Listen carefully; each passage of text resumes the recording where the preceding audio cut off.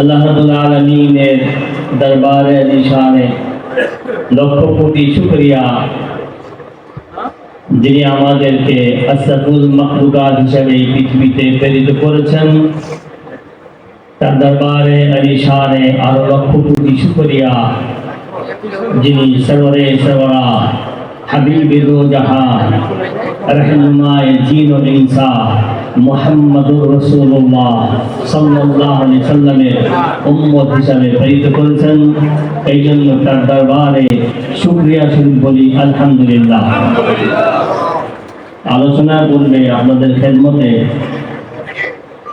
কোরআনে কারীমের সূরা ইমরানের 165 নম্বর আয়াত থেকে তেলাওয়াত করতেছি। বিসমিল্লাহির রহমানির রহিম। لقد من الله على المؤمنين إذ بعث في رسول من أنفسهم يتلو عليهم آياته ويزكيهم ويعلمهم الكتاب والحكمة وإن كان من قبل لفي ضلال مبين صدق الله العظيم وصدق رسول النبي الكريم। আল্লাহ রাব্বুল আলামিন ইরশাদ করেন যে আল্লাহ মুমিনদের উপর অবশ্যই দয়া করেছেন যে তিনি তিনার রাসূলকে তোমাদের মধ্যে পাঠিয়ে দিয়েছেন। আজকে ঈদে মিলাদুন নবী করা যায় না, যাবে না, জায়েজ না জায়েজ, এই ফোনটা আমার অনেকগুলি ভিডিও আছে, দেখে নিন আপনারা। শুধু একটা খেদমত আপনাদের কাছে পেশ করতে চাই। এই কায়নাতে আল্লাহ জাল্লে শানু তিনি নিজেই বলেছেন যে আমি হে রাসূল আপনাকে সৃষ্টি না করলে কোনো কিছুই করতাম না। যাকে সৃষ্টি না করলে কিছুই করতেন না এবং যাকে আমাদের মাঝে দিয়েছেন তার চেয়ে বড় খুশি আর কিছু হতে পারে না। এখন বাকি যে ঈদ উল ফিতর, ঈদ উল আযহা, এটা ঈদে মিলাদুন নবীর সদকা, ঈদে মিলাদুন নবীর সদকা। দেখেন, কিছু কিছু বিষয় জানার জন্য আমাদের একান্ত প্রয়োজন। যেমন ইসলামের স্তম্ভ কটা? 5টা না? কলমা, নামাজ, রোজা, এই 3টা তো কম্পালসারি। যদি টাকা থাকে যাকাত দিবেন, এটা অপশনাল। টাকা থাকে হজে যাবেন, অপশনাল। কিন্তু রাসূলের জন্য কি 5টা স্তম্ভ আছে? না। ওনার কয়টা? 4টা। তাহলে যাকাত ওনার প্রতি ফরজ না। তাহলে এখানেও তিনি আমার মতো আপনার মতো না। তিনি আমার মতো আপনার মতো না। কারণ আপনার টাকা থাকলে যাকাত দিতেই হবে, টাকা থাকলে আপনাকে হজ করতেই হবে। এক সাহাবী ওনাকে জিজ্ঞাসা করেন, হজ কতবার করেন? তিনি খামোশ। 7বার জিজ্ঞাসা করেন যে আমি হাঁ করে দিই, প্রতিবার তোমাকে করতে হবে। কারণ আমার হাঁ, তাই আমার পর্যন্ত নাই পরিবর্তন করা যাবে না। আমার হাঁকে তাই আমাদের পর্যন্ত নাই পরিণত করা যাবে না। তো যার হাঁকে কিয়ামত পর্যন্ত না করা যাবে না বা পরিবর্তন করা যাবে না, সেই সমকক্ষ কেউ হবে না। তাহলে উনার সমকক্ষ কি হবে? হতেই পারে না। আসেন ইবাদতের ব্যাপারে। ইবাদত তিনি যেভাবে করেছেন, কোরআন হাদিস বলছে যে তোমরা ওনাকে অনুসরণ করো, অনুরূপ করো। অনুসরণ আর অনুরূপ দুটা কিন্তু এক ভাষা না। অনুসরণে ভুল থাকতে পারে, কিন্তু অনুরূপে ভুল হবে না। অনুরূপ কেন নিষিদ্ধ হয়েছে? যেহেতু মুহাম্মদ সাল্লাল্লাহু আলাইহি সাল্লামের অনুরূপ বন্দী করার ক্ষমতা এই কায়নাতে 1,24,000 পয়গম্বর তারাই রাখে নাই। তাহলে আমি আপনার তো প্রশ্ন উঠে না, আমার আপনার প্রশ্ন উঠে না। কাজে অনুসরণ করতে বলা হয়েছে, অনুরূপ না।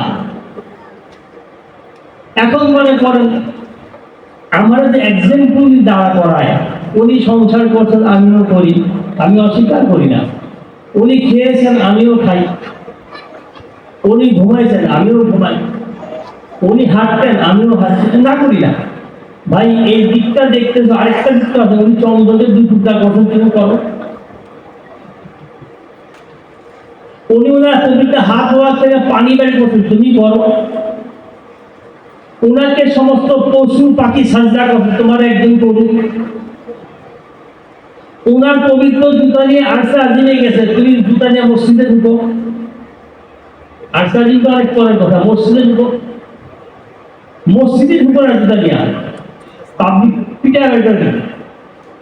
ওনার যেই জুতা মোবারক আরশে আজিমে গিয়েছে, তার সমকক্ষ কেউ না। এবং একটা কথা আমি আগেও বলেছিলাম আপনাদের মধ্যে, পৃথিবীতে একমাত্র ব্যক্তি যার জুতা মোবারক নিয়ে 160টা কিতাব লেখা হয়েছে। 160টা কিতাব লেখা হয়েছে যার জুতা মোবারক নিয়ে। আমাকে দেখান না, আছে এরকম বাদশা কেউ? আসলে ঘটনা হচ্ছে যে আমরা সবাই এখন যা করি সেটা হচ্ছে শয়তানের পূজা করি, নফসের গোলামি করি। কারণ যদি নফসের গোলামি না করতাম তাহলে কোরআনকে একটা জায়গায় সীমাবদ্ধ রাখতাম না। সেটা কি? কোরআন পড়লে আপনি একটা খরচ করেন 10টা সওয়াব। কোরআনকে সওয়াবের জন্য আমি বুঝি, কোরআনের কনসেপ্টটাকে আমরা এমন একটা জায়গায় নিয়ে গিয়েছি যেটা হাস্যকর বানিয়ে ফেলেছি। যিনি ইমাম তিনিও সওয়াবের আশায় পড়ে যেতেন, মুক্তাদি তারা সওয়াবের আশায় পড়ে যান, একটা হরফে 10টা সওয়াব। কিন্তু জালিকাল কিতাব, এই কিতাবটা আমার কিতাব। এখানে কি আছে? সায়েন্স আছে, শিফা আছে, প্রেম আছে, ভালোবাসা আছে, আত্মীয়তার বন্ধন আছে, বন্ধুত্ব আছে। আর আমার সাথে শয়তানের ডিভাইডটা, এটা আমি তোমাদেরকে বুঝাই দিই, সেখানে এটাই আছে। কিন্তু আমরা কোরআনকে শুধু সওয়াবের আশায় পড়ি, হিকমতের জন্য পড়ি না, সায়েন্সের জন্য পড়ি না, প্রেমের জন্য পড়ি না, রাসূলের করিব যাওয়ার জন্য পড়ি না, আল্লাহর দিদারের জন্য পড়ি না, আল্লাহর মহব্বতের জন্য পড়ি না, শুধু সওয়াবের জন্য পড়ি। তো সওয়াবের জন্য বললে সওয়াব পাওয়া যাবে, না করি না। কিন্তু এই সওয়াব যদি কবরের জীবনে পছন্দ না করে, আল্লাহ কি করবে বলেন? আমার আপনার কি করার আছে? একজন ব্যক্তি 80 বছর নামাজ পড়তেছে, আপনি তাকে জিজ্ঞেস করেন, ভাই তুমি যে 80 বছর নামাজ পড়েছো, তোমার নামাজ কবুল হয়েছে? তবে বলতে পারি না, আমি বলতে পারবো না, কারণ কবুলের মালিক আল্লাহ। কিন্তু আল্লাহ পাক নিজেই বলেছেন, যখন কেউ আমার রাসূলের প্রতি দরুদ সালাম পড়ে, কোন শর্ত ছাড়াই আমি কবুল করে নিই। এখানে কোনো শর্ত নেই, আমি বিনা শর্তে কবুল করে নিই। কেন? এটা আমার রাসূলের নাম সম্পর্কিত, আমার রাসূল সংযুক্ত এখানে। তো যেখানে যেখানে রাসূল সংযুক্ত আছেন, সেই সমস্ত বন্দেগী কোনোদিন বিফলে যায় না। কিন্তু নামাজে আছে, হ্যাঁ, কিন্তু নামাজ যদি শুধু আমরা এই নিয়তে পড়ি যে নামাজ আল্লাহর জন্য পড়ি, রাসূল বাদ নামাজ হবে হবে। দেখেন, আলোকে দেখার জন্য আলোর প্রয়োজন আছে কিনা? এখন এখানে আপনার 5000 হ্যালোজিন লাইট আছে, 50টা অন্ধরে বসা আছে, সে কি আলো দেখবে? আলো দেখবে? বলেন, কেউ দেখবে না। এখন আপনার আমার চোখ আছে, কিন্তু যদি একটা অন্ধকার কামরা ঢুকানো হয়, আমি কিছু দেখবো? কিছু দেখবো না। কাজে আলোকে দেখার জন্য আলোর প্রয়োজন আছে। সূর্য যখন অস্তে চলে যায়, যে রাস্তা আপনি দিনে হাঁটতেছিলেন, সেই রাস্তায় যদি চাঁদনি না থাকে, আপনি হাঁটতে পারবেন না। কারণ দিনে সূর্যের আলোকে আপনি হাঁটতেছিলেন, এখন সূর্য আগে না সূর্যের আলো আগে? এখান থেকে যদি দেখেন সূর্যের আলো আগে, সূর্য পরে। রাতে যদি দেখেন চাঁদনি আগে, চাঁদ পরে। আর যদি ওখান থেকে দেখেন চাঁদ আগে, চাঁদনি পরে। সূর্য ওখান থেকে দেখেন সূর্য আগে, আলো পরে। তো ঠিক আমি কি ওখান থেকে আসছি না এখান থেকে যাচ্ছি? যখন এখানে আসবো এখান থেকে আবার ওদিক যাবো, তাহলে এখন আগে চাঁদের আলো পরে চাঁদ। কিন্তু যখন ওখান থেকে দেখবো আগে চাঁদ পরে আলো, আগে মোহাম্মদ ছিলেন না অন্য পয়গম্বর ছিল? আপনি যে দিক থেকে দেখেন মুহাম্মদ সাল্লাল্লাহু আলাইহি সাল্লামকে মাইনাস করে দেখার কোনো কিছু নাই। উনাকে যখনই মাইনাস করবেন আপনার সমস্ত কিছু মাইনাস হয়ে যাবে, আমার সমস্ত কিছু মাইনাস হয়ে যাবে। মাইনাস করা তো দূরের কথা, উনাকে যে মুহূর্তে মাইনাস ভাববেন কাফের হয়ে যাবে, ভাবলে কাফের হয়ে যাবে। দেখেন রাসূল আকরাম সাল্লাল্লাহু আলাইহি সাল্লাম যদি কোনো ব্যাপারে আমার কোনো কারণে, আমার চরিত্রের কোনো কারণে শব্দ বাইরে ওনার কাছে আমার 1000 বছরের বন্দিগিও উয়ের মধ্যে শেষ হয়ে যাবে, ওই উয়ের মধ্যে শেষ হয়ে যাবে। আমি যতই মিলাদ করি, যতই রাসূলের তাবলীগ করি, যদি কোনো কারণে হুজুর আমার প্রতি অসন্তুষ্ট হয়ে বলে দেন, আমার কোনো ইবাদত, কোনো তাবলীগ, কোনো বন্দিগি কিছুই কাজে আসবে না। তো মেরে দোস্ত, যাক থেকে আল্লাহ পাক সাবধান থেকে থাকতে বলেছেন, তাকে আমরা যেভাবে কষ্ট দিচ্ছি, এখন আমরা কিন্তু কষ্ট দিয়েও বুঝি না কষ্ট কি দিচ্ছি। আমরা হয়তো আমাদের অবচেতন মানেই কষ্ট দিচ্ছি, কিন্তু বুঝি না। এই জন্য তিনি একটা ছোট্ট জিনিস আমাদের শিখিয়েছেন, যে তোমরা ঘুমাবার পূর্বে তোমার সারাদিনে কতগুলি মিথ্যা বলেছো, কতগুলি অন্যায় করেছো, কতগুলি জুলুম করেছো, এগুলোকে হিসাব করো, কাউন্ট করো। এগুলো আমি আমার প্রত্যেকটা দার্সে বলি। কেন? তুমি ঘুমাবার বলে দেখবা যে এতগুলি গুনাহ তোমার দ্বারা হয়েছে, ওখানে রাসূলের প্রতি কোনো জুলুম হয়েছে কিনা এটাকে ফাইন্ড আউট করো, বলে তওবা করে নাও। প্রতিদিন রাতে আমাকে তওবা করে ঘুমাইতে হবে। কেন? আমি কালকে বাঁচবো কিনা, বা এই মুহূর্তে এরপরে আমি বাঁচবো কিনা জানি না। কিন্তু আমরা যে নামাজটা পড়ি, আমরা কিন্তু নামাজ দ্বারা পড়ি অহংকার করি। কোথায় গিয়ে এই নামাজ পড়ে না, এটা কি আপনি জিজ্ঞেস করছেন? এটা বলার কিছু, ইট ইজ ইউর ডিউটি।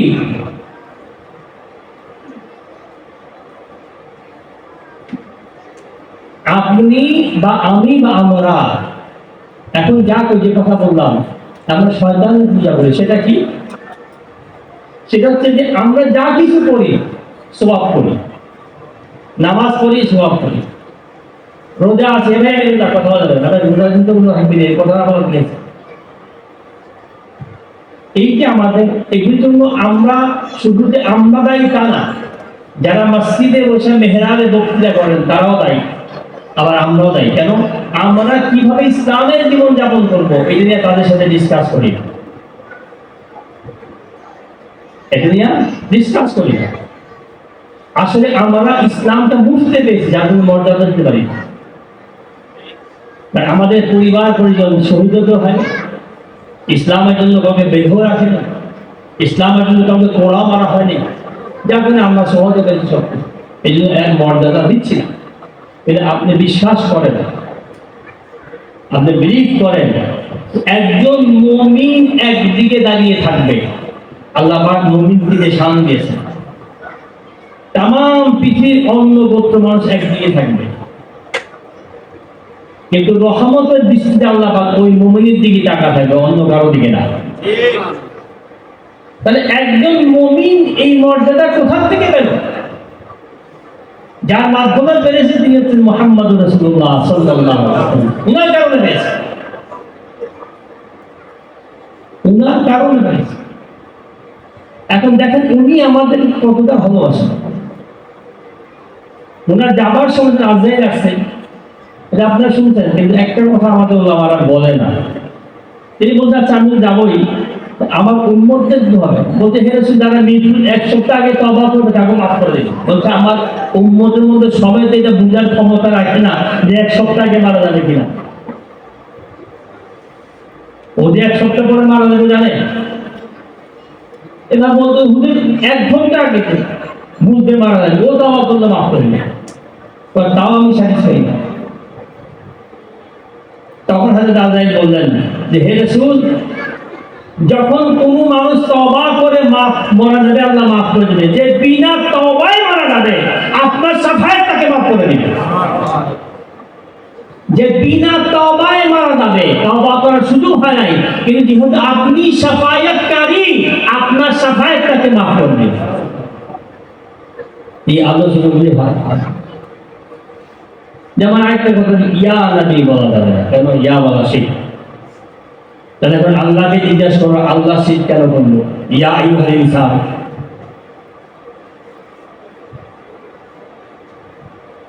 ভাই আমি ইয়া তো কোরআন থেকে নিব, ইয়া আইয়ুহাল ইনসান এটা কোরআন আছে কিনা? আছে। ইয়া আইয়ুহান নাস কোরআন আছে, ইয়া আইয়ুহাল্লাযী কোরআন আছে, ইয়া আইয়ুহাল্লাযীনা আমানু কোরআনে আছে। যদি আল্লাহ আল্লাহ হয়ে বান্দার ইয়া বলতে পারে, যার কারণে तमाम কায়নাত যিনি সাজিয়েছেন তাকে আপনি ইয়া বলতে পারেন না। দেখেন ইয়া আল্লাহ এটা কি? ইয়া রহমান আল্লাহ রহমান, আপনি যেই নামে ডাকেন তার রহমতকে ডাকতেছেন। এই কথা আমি গতবার বলেছিলাম, যেহেতু ইয়া নিয়ে ঝগড়া এবারও দেখলাম আমি অনেক জায়গায় দেখছি ইয়া নিয়ে গন্ডগোল। আপনি যখন ইয়া আল্লাহ বলেন কাকে ডাকছেন? তার রহমতকে ডাকতেছেন। ইয়া রাজ্জাক তার রহমত, ইয়া সত্তার এটাও তার রহমত, ইয়া গফফার তার রহমত, ইয়া মুকাদ্দির তার রহমত। যা কিছু বলেন তার রহমতকে ডাকতেন। জিজ্ঞেস করুন ভাই আপনি এত ইয়া করছে, আমি আল্লাহর রহমতকে ডাকতেছি। এখন কোরআন কি বলে? ওমা আরসালনাকা ইল্লা রাহমাতাল লিল আলামিন। এর চেয়ে বড় রহমত আছে আর? তো ছোট ছোট রহমতকে আপনি ইয়া বলতে পারেন, যিনি तमाम কায়নাতের রাহমাতাল লিল আলামিন তাকে ইয়া বলতে পারেন না, তখন শিরক হয়ে যায়। अजीब व गरीब बात यार, ना समझना चाहता ना समझाना जानता, फतवा लगा दिया।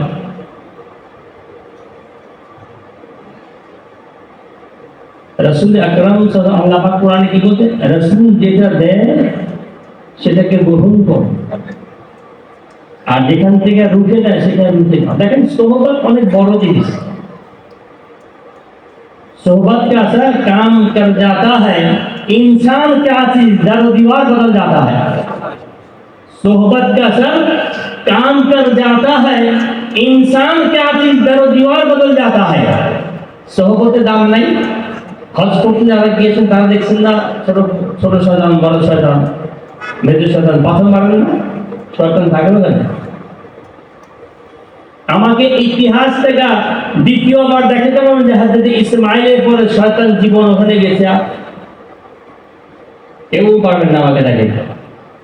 আমি আপনাদের দোয়া করতে হাদিস যতটুকু পারেছি বলছি, এখন চেষ্টা করি। তা আমার মনে হয় 2.5 থেকে 3 লাখের কম পরিধি হাদিস আমি বলি। এরপরেও মনে করি যে এখন জানি না। আমার তালেবরা, আমার যারা তালেব, কেউ আমেরিকায় ইমামতি করে, কেউ লন্ডনে করে, কেউ ইয়েমেনে করে, বিশ্বে বহু জায়গায় করে, ইরাকে করে, ওই নাজিম ভাই জানে। কিন্তু আমি এইটাকে প্রফেশনালি নিই, আমি খেদমত হিসাবে নিয়েছি। এবং আমার বংশ থেকে আমাকে নিষেধ ছিল যে দ্বীনের তাবলীগ যখন করবা এটাকে এলেমের তাকসীম করবা, এলেম যা জানো তাকসীম করে দাও, হাদিয়া নিও না। এবং আমি এটা বহু বড় প্রয়োগ পেয়েছি যে যখনই আপনি দ্বীনকে প্রফেশনালি নেবেন তখন সত্য বলতে পারবেন না। কেন পারবেন না? ওই যে টাকা যেটা আপনি নিচ্ছেন এটা আপনার সামনে পর্দা দাঁড়া করে, এটা আপনার সামনে পর্দা দাঁড়িয়ে করে দিবে। কিন্তু যারা আল্লাহর জন্য দ্বীনের কাজ করে, রাসূলের মহব্বতের জন্য করে, পৃথিবীর কোন শক্তি তাদেরকে আটকে রাখতে পারে না। আজকে যারা মনে করেন যে বাংলাদেশে হিরো যারা হয়ে গিয়েছেন, যে আপনাদের আন্দোলনের ফসল বাংলাদেশ, না না, আসল হিরো কারা জানেন? আসল হিরো তারা যারা রাতের অন্ধকারে আল্লাহর কাছে তামাম কায়নাতের মুক্তি কাঁদে, তারা আসল হিরো। তাদেরকে আপনারা চিনেন না, আপনারা চিনবেন না, তাদের দোয়ার ফসল এটা। রাজনীতিবিদরা মনে করেন যে আমরা যা করি আল্লাহ বোঝে না। আমি আমার কাছে আপনাদের দোয়ার বরকতে যারা ছিলেন, যারা আছেন, প্রত্যেকে আসছে, তাদের যে টিম আমি দেখলাম, তারা মনে করে যে কথা বলি সব করে ফেলি। এবং আমি একটা কথা বলি, আমার জীবনে আমি 4টা জিনিস বহু পেয়েছি। তাদের বহু একটা যে আল্লাহ পাক তার ভিতরে অভাব নাই, এটা কেউ বুঝবে না যে সেই নাম যায়। দ্বিতীয়ত রাজনীতিবিদরা, তৃতীয়ত যাদের অর্থ আছে অর্থনীতিবিদরা, চতুর্থত নারীরা। এই 4টা যে কত এটা আল্লাহ ছাড়া কেউ জানে না। আর যারা জানছে তারা মহামানব, যারা জানে তারা মহামানব। আমি কাউকে ছোট করবো, অর্থাৎ এই স্টেজ গুলো এগুলো বুঝতে হবে। এবং রাজনীতি একটা পবিত্র জায়গা ছিল, এটা এমন একটা জায়গা আমরা নিয়ে গেছি, এটা ডাস্টবিন বানানো হচ্ছে। আজকে মনে করেন যে মাদার যে ভাঙ্গা হচ্ছে, যেটা ভাঙ্গে আল্লাহ যাদেরকে ইজ্জতের তাজ করেছেন তারা আল্লাহর ওলি। আপনি তার মাদার ভাঙ্গেন ভাই, সেকে আপনারা বলছে আপনি যান। হ্যাঁ, সেখানে খারাপ কিছু লোক থাকে। খারাপ কেন থাকে জানেন? আপনি তাকে ভালো করেন না। একটা লোক এক জায়গায় সাহিত্য আছে, ওখানে ভালো লোক যায়, খারাপ লোক যায়, কেন এটা বুঝতে হবে। আপনি যদি ওই জায়গাকে পরিপূর্ণ খারাপ দিয়ে বাঁচিতে চান, তাহলে ওই খারাপ দিয়ে সাথে মিশতে হবে। আমার জীবনে বহু লোক আমার কাছে ওয়াইন খায় কইরা বাসায়, আমার বাসায় বলে দিকা, মুখটা দুর্গন্ধ বাইরে কথা বলতে ইচ্ছে করি। ওই কেবলা সাক্ষী আছে, একজন আমার সাথে মারা গেছে, আল্লাহ তাকে জান্নাত দিয়েছে। কিন্তু পরবর্তীতে এমন পরিবর্তন তার হয়েছে, সে আর ওয়াইন খায়। আমি তখন বাসার তো বাড়ি তুলি তাকে খারাপ কথা বলি, সেইটা তখন যা বলতে আমি শুনছি, 2.5 ঘন্টা তার কথা শুনছি। কেন? যদি আল্লাহ পাক তাকে পরিবর্তন করে দেয়। আপনি খারাপকে গালি দিয়ে ভালো করতে পারবেন না। একটা সমাজকে সংস্কার করতে হলে সেখানে ভালোবাসা করতে হয়, সেখানে প্রেম দিয়ে জয় করতে হয়। আজকে আমরা জবাই করে জয় করতে চাই, এটার নাম ইসলাম না, এটার নাম মানবতাই না। দেখেন মানুষের গুণ কি? তিনি প্রকৃত মানুষ, যে মানুষের ক্ষতি করে না। তিনি প্রকৃত মুসলমান, যে কারো কষ্ট বরদাস্ত করে না। স্টেজ বলতে যাবে, তিনি প্রকৃত মুমিন, যে নিজে না খেয়ে মানুষকে খাওয়ায়। তিনি প্রকৃত আল্লাহওয়ালা, যিনি মানুষের জন্য সেজদায় পড়ে কাটে। আর তারা আহলে রাসূল, যারা নিজের জীবন দিয়ে সমাজের সংস্কার করে নেয়। বুঝতে পারছি, সংক্ষিপ্ত কথা বলি বললাম। আপনি মানুষকে জবাই করার এই মেশিন পাইলেন, এই লাইসেন্স কে দিল আপনাকে? মানুষকে মানুষ হিসাবে দেখেন, মানুষকে মানুষ হিসেবে মর্যাদা দিতে শিখেন। নামাজ পড়েন, রোজা করেন, হজ করেন, যাকাত করেন, যাই করেন, কিন্তু যদি মানুষকে আপনি মানুষ ভাবে না ভাবেন, মানুষকে মানুষের মর্যাদা না দেন, আল্লাহর কসম আপনার কোন রূপসাধ্য আল্লাহর দরবারে কাজ আসবে না, কোনদিন কাজ আসবে না। ইসলাম কেন? ইসলামকে আপনাকে বলতে জুলুম করতে। যদি ইসলাম জুলুমই করত, তাহলে নাম ইসলাম হতো না, এর কান হতো, এর কানের মধ্যে জবাই করা ইসলাম। মুহাম্মদ রাসূলুল্লাহ সাল্লাল্লাহু আলাইহি ওয়াসাল্লামের সমকক্ষ যারা হতে চান, তাদেরকে বলি, আমরা কি বলি যে পরিবেশ থেকে এই লোকটা খারাপ হয়, এটা হয়। কিন্তু রাসূল একটা খারাপ পরিবেশে আসার পরে ওই পরিবেশের মতো রাসূল হয় না। কি হয়? রাসূল নিজের মতো পরিবেশ তৈরি করে দেন। রাসূল নিজের মতো পরিবেশ করে দেন। রাসূল সারাবিদের মধ্যে থাকেন, সারাবি হন না। জুয়ারিদের মধ্যে থাকেন, জুয়ারি হন না। বদ আকিদারের সাথে থাকেন, বদ হন না। এটা রাসূলের বৈশিষ্ট্য, এটা রাসূলের চরিত্র। আমরা রাসূলের সমকক্ষ করতে যাই, নাউযুবিল্লাহ। আবার দেখবেন ঝগড়া শেষ নাই যে আমরা অনেক একটু মনে করি না, এই এটা বেদাত কেন করলেন? হযরত আদমকে জিজ্ঞেস করে উনি কেন করছিলেন? হযরত আদমের সুন্নাত ছিল এটা। কেন জানেন? জান্নাত থেকে যখন ওকে বাহির করা হয়, জান্নাতে জামার নখ দেখেন না, নখ, এটা কিন্তু অনেক মূল্যবান জিনিস। এই নখের লেবাস ছিল জান্নাতে, এবং এই লেবাসে যখন তিনি বাহির হচ্ছেন, নখ তোলার সাথে ছিল এই হাতের মধ্যে দেখছেন যে লা ইলাহা ইল্লাল্লাহ মুহাম্মাদুর রাসূলুল্লাহ, তখন তিনি চুম্বন করছেন। এটা আদমের সুন্নাত, এটা হযরত আদমের সুন্নাত। বুখারীর হাদিস, আমি হাদিসের বাইরে আমি ইতিহাস থেকে কথা বলি, বুখারীর হাদিস, সাইয়েদনা ইবনে আব্বাসের হাদিস এটা। এখন যদি বুখারী কেউ না পড়ে, অর্ধেক পড়ে, আমার দোষ কোন? আবার আরেকটা জিনিস আমাদের মধ্যে আছে যে সিয়াসিত্তার বাইরে অন্য কোনো হাদিস মানতে পারে না। কেন মানবেন না? ইমাম হাম্বলি তিনি 3 লক্ষ হাদিস জানতেন, এবং তিনি বলছেন যে আমি 25,000 হাদিস করছি, বই আকারে করছি, বাকি গুলো আপনাদের যা দরকার সেটাই দেবেন। তাহলে এখন ওই হাদিস যারা পড়ে আপনি বাদ দিবেন? রাসূলের হাদিস কি 3 লাখই? অনেক। এখন ঘটনা হচ্ছে যে রাসূলুল্লাহ সাল্লাল্লাহু আলাইহি ওয়াসাল্লাম উনি আমাদেরকে মানবতার কি কি শিক্ষা দিয়েছেন। এক, তিনি স্পষ্ট বলেছেন, যদি তোমার কোনো ভাই বিপদে থাকে, তুমি যদি পারো তাকে সাহায্য করো, আর যদি কিছুই করতে না পারো তার জন্য 2 রাকাত নামাজ পড়ে দোয়া করে নাও।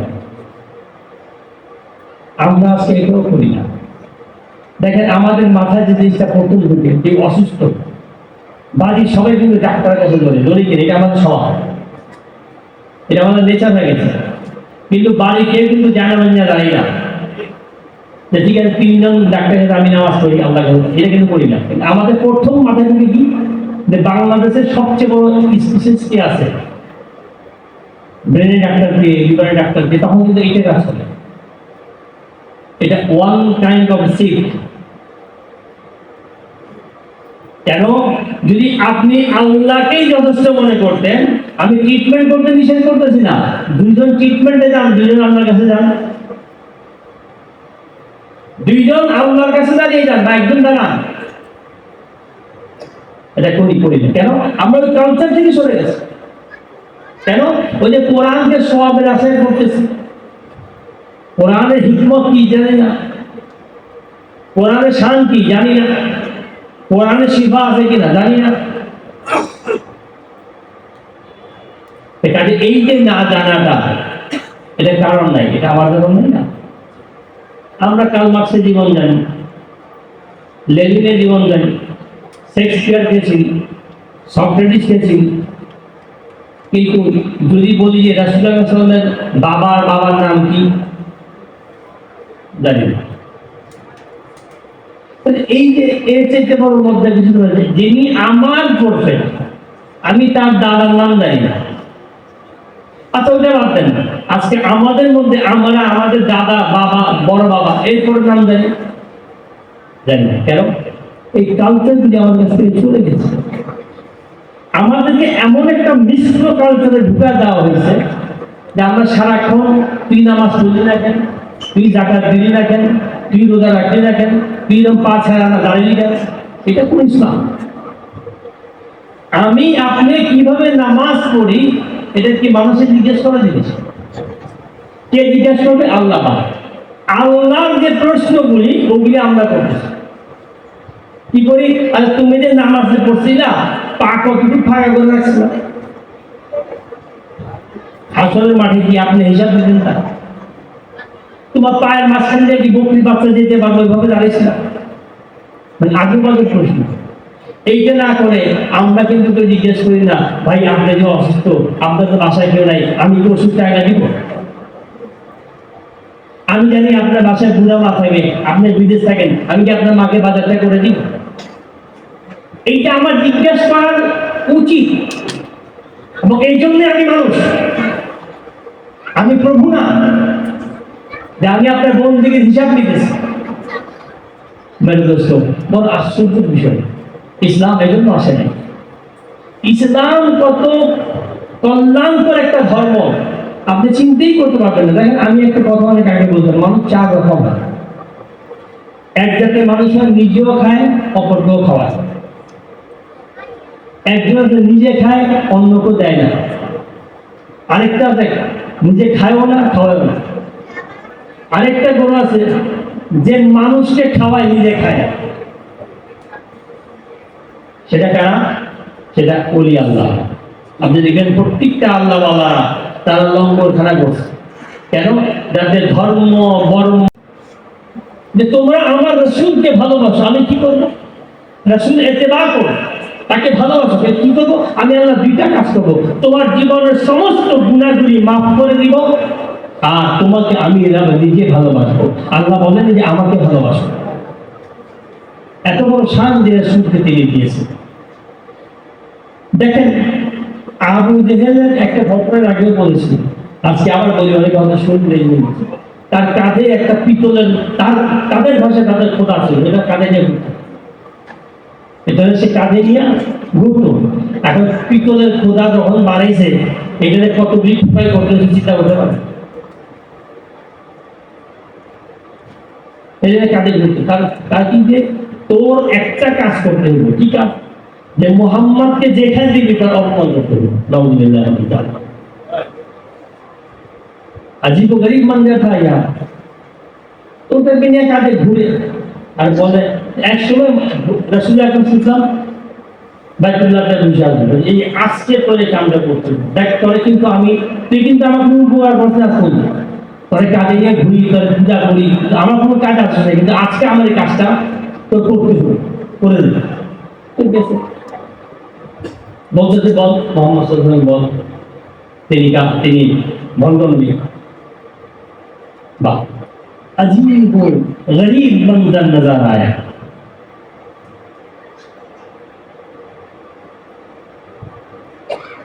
এখন তার দেবতা সে নিজে বলছে, আশহাদু আল্লা ইলাহা ইল্লাল্লাহ ওয়াহদাহু লা শারীকা লাহ ওয়া আশহাদু আন্না মুহাম্মাদান আবদুহু ওয়া রাসূলুহু। যেইটা বলা ছিল, दुनिया में अजब एक तमाशा देखा। बंदा ने खुदा को पटका दिया, बंदा ने खुदा को पटक दिया। एमन आसार दिसे टुकड़ा टुकड़ा হয়ে গেছে যে আমি তোর মাবুদ মানি আর তুই তার কল্লা করিস, তুই এক আছা। তারপরে কি আবু জেহেলের উচিত ছিল না কলমা পড়া? পড়ে নাই। কেন? তার নসিবে ছিল না। मेरे दोस्तों, আজকে যারা মিলাদ পড়ে না, দরুদ পড়ে না, ঝগড়া করে না, কারণ আপনাকে কোরআনের এই কনসেপ্টটা বুঝতে হবে। ইন্নাল্লাহ, প্রথম আল্লাহ বলে, ইন্নাল্লাহ প্রথম কি বলে? আল্লাহ বলে। পরে কি বলে? ওয়া মালাইকাতু, পরে মালায়েকা বলে। তারপর কি বলে? ইসাল্লু আলান নবী, নবীর প্রতি বলে। এরপরে হুকুম কি? ইয়া আইয়ুহাল্লাযীনা আমানু সাল্লু আলাইহি ওয়া সাল্লিমু তাসলিমা। হে ঈমানদারগণ, তোমরা পড়ো। এখানে বলে না ইয়া আইয়ুহাল ইনসান, তোমরা পড়ো, ইয়া আইয়ুহাল নাস, তোমরা পড়ো। কিন্তু এই ইবাদতটাকে সে বিশেষভাবে তার সাথে, তার মালায়েকার সাথে সম্পর্ক রেখে করেছেন। কাজে যারা করে না, বুঝে নেবেন তারা এই আয়াতের অন্তর্ভুক্ত না। ঠিক আবু জেহেল যেভাবে তার মিথ্যা মাবুদ নিয়ে ঘুরতো, এরা মিথ্যা জীবন নিয়ে ঘুরতে ঝগড়া দরকার নেই,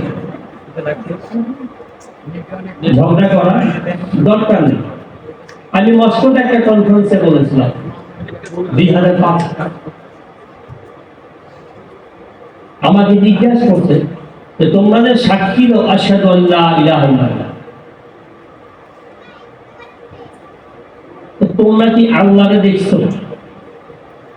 ওরা কিন্তু আমার চেয়ে আপনাকে অনেক বেশি নজর রাখে ইসলাম সম্বন্ধে, চিন্তাই করতে পারবে না। কারণ তোমার প্রফেট বলছে মিথ্যা সাক্ষী দেওয়া হারাম, তোমরা দেখছো এই সাক্ষী, এই মানে বলো। প্রশ্ন শেষ করে আসে, আমি দেখি নাই, আমি দেখি নাই, বা কেউ দেখে নাই, বা হযরত আদম থেকে ঈসা পর্যন্ত কেউ দেখে নাই। কারণ এই দেখার যোগ্যতা সে কাউকেই দেয়নি। একজনকে দিলেন, তিনকে মুহাম্মাদুর রাসূলুল্লাহ।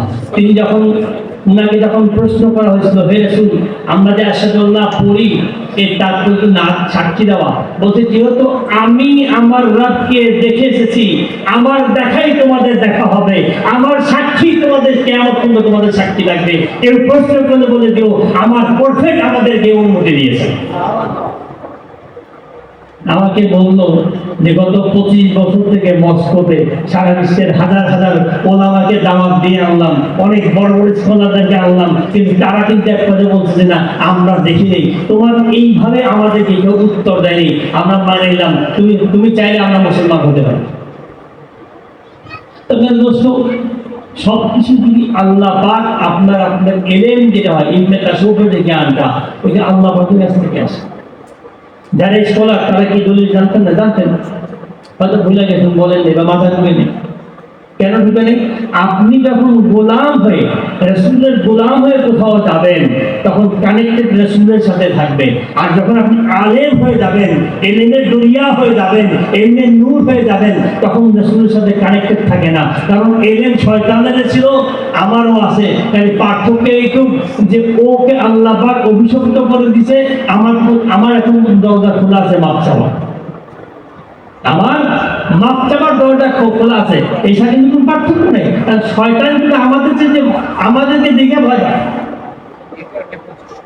শয়তান আমাদের যে চারিত্রিক অবস্থা, শয়তান চিন্তা করে কি রে ভাই, আমি তো শেষ একটাই করিনি, একবার হুকুম মানি, এটা তো প্রতিটা মুহূর্তে মানে না। রাসূলের মিলাদ মানে না, রাসূল মানে না, নূর মানে না, হায়াতুন নবী মানে না, এত কিছু মানে না, তারপর তারা ভালো আছে। কেন আছেন জানি? কেন আছে জানি? যেহেতু রাসূল আকরাম সাল্লাল্লাহু আলাইহি ওয়াসাল্লাম তিনি আল্লাহর সাথে আমাদের ব্যাপারে ওয়াদা বলল, তার হুকুম ছাড়া যাতে আমাদের প্রতি আসমান থেকে পাথর বর্ষিত না হয়। আল্লাহ পাক আপনাকে বলেছিলেন যে আমি আপনার দেহ মোবারক আরশে জিমে রাখি, বলছেন না কেন? তিনি চিন্তা করলেন আরশে জিমে থাকলে জমিনে আমার উম্মত থাকবে, তারা যদি ভুল করে আল্লাহ হয়তো দুনিয়া উল্টাই দিবে, কিন্তু আমি জমিনে থাকলে অন্তত আমার সম্মান আল্লাহ বাকি কাজটা করবে না। তিনি আমাদেরকে নিয়ে কতটা ভাবতেন। আরশে জিমে গেছেন, প্রথম তিনি অস্থির ভাবতেছেন। আল্লাহ পাক জিজ্ঞেস করলেন যে হে রাসূল, আমি তো এই পর্যন্ত কাউকে জানি নাই। হযরত মুসাকে পর্দার বাহিরে এক ঝলক দেখা হয়েছিল, একটা ঝলক দেশে দেখা হয়েছে আমার, আমি এত কারিব নিয়ে আসি, আপনার অস্থির বলছে আমার উম্মত, মেরা দোস্ত, আমার উম্মত ওদের নিরাপত্তা না দেওয়া পর্যন্ত আমি আপনার সাথে কোনো কথা বলবো না। আল্লাহ পাক বললেন হে রাসূল, যাদের সরিষার রায়ের মতো আপনার প্রতি বিশ্বাস থাকবে, মহব্বত থাকবে, আমি আল্লাহ তাদের জন্য জাহান্নামকে হারাম করে দিলাম। দোস্ত, সেই রাসূল ওই অবস্থায় আমাকে আপনাকে ভুলেন নাই, আমরা কি করি? ওনার কাছে এক ইহুদি মহিলা গেছে, দেখে আল্লাহ রাসূল আমি ইসলাম কবুল করতে আসিনি, তবে আমার একটা কষ্টের কথা আপনাকে বলতে আসছি। কেন? তুমি তো দিনেও আসতে পারবে, বলতে আমার বংশের অনেক সম্মান আছে, এই জন্য দিনে আসিনি, রাতের অন্ধকারে আসছি। বলতে ঠিক আছে, বলেন আপনার কি সমস্যা। এই তার সমস্যার কথা বললেন। আর 5টা নিয়ে বিয়ে হয় না, স্বামী অনেক দেয় না, কি করা যায়? বলতে ঠিক আছে, আপনার 5টা নিয়ে বিবাহ দিলে কত টাকা লাগবে? আপনার শান মোতাবেক, আপনার যে শান আছে, আপনার বংশ যে স্টার্টার আছে, সেই মোতাবেক কত টাকা লাগবে? তখন তিনি বললেন যে 15,000 দিনার লাগবে। তখন দিরহামও ছিল, 10টা দিরহামের সময় একটা দিনার, 10টা দিরহামের সমান একটা দিনার। কিন্তু সে কিন্তু দিরহাম বলে, কি বলছে? দিনার বলছে। এটা হলো আপনার হয়ে যাবে, বোঝা ওই আপনার বাসা পৌঁছে যাবে, কে যাবে? জানি না, আমি যাবো। রাসূল আকরাম সাল্লাল্লাহু আলাইহি ওয়াসাল্লাম পরের দিন রাতে ওনার বাসায় গেলেন, গিয়ে ওনাকে 20,000 দিনার দিয়েছেন। ওদের বেশি কেন? ওদের বেশি এই জন্য যাতে বাকি জীবনে আপনাকে কারো কাছে আর চাইতে না হয়, আপনি চলতে পারবেন। আজকে বাংলাদেশ সারা বিশ্বের যারা ইন্ডাস্ট্রিয়াল, তারা তার কাছে কেউ গিয়ে বলে আমার 5টা মেয়ে বিয়ে দিতে পারি না, আমরা কি জিজ্ঞেস করবো যে আপনার বংশের সম্মান অনুযায়ী কত টাকা আসবে? কিন্তু আমরা কি শিখতাম এখান থেকে? কিছুই শিখি নাই। ওনার ভালো যে গুণগুলো আমরা কেউ অর্জন করি, দুইজনকে দেওয়া করি, এটা আমরা সোয়াবের জন্য করি। এই ওনার চরিত্র। আচ্ছা দেখেন, কালমার যে গুণটা, যে পাওয়া, ওনাকে একদিন জিজ্ঞেস করলেন যে আমার বাবাকে, বলতে তুমি যাকে বাবা জানো সে তোমার বাবা না।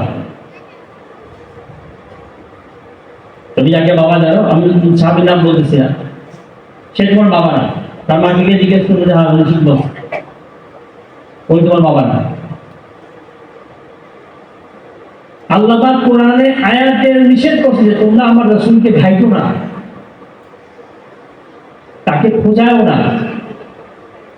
সেই যদি স্বেচ্ছায় কিছু বলে সেটা শোনো, তাকে খোঁজা দিতে যাও না। কেন? তার তোমার সমস্ত বংশের যত রহস্য আছে সে বলে দিবে।